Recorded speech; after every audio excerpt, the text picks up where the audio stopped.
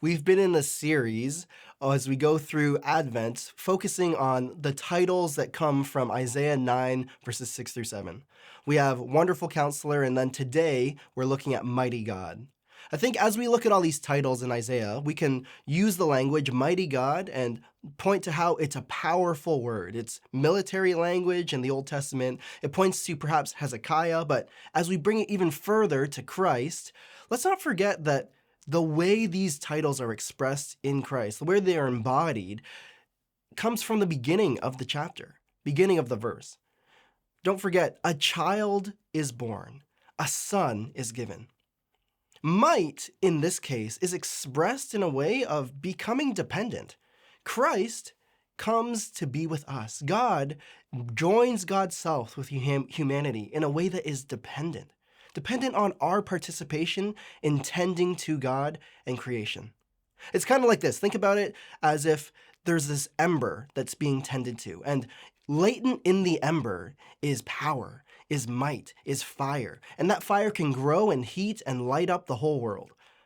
But also, that light and that fire, that can destroy, but not to destroy in the way that worldly might work, destruction for the sake of growing an empire, that kind of thing. It's the kind of destruction that wants to burn up everything that is destroying us, all the brokenness in the world, that's breaking relationship, that's inviting reconciliation to happen. That's the might of God, the end to which might happens.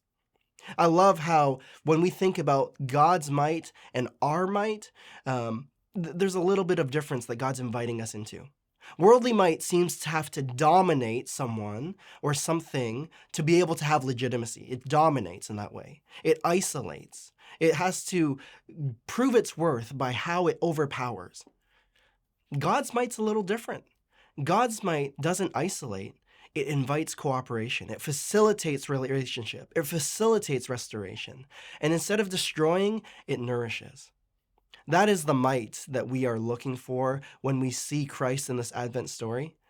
And that's the might that invites us through the rest of the Christian year to join with God in the restoration of all things. May we live with this might that brings us into participation with God, cooperating to bring heaven on earth through all of the ways that we are empowered to do so.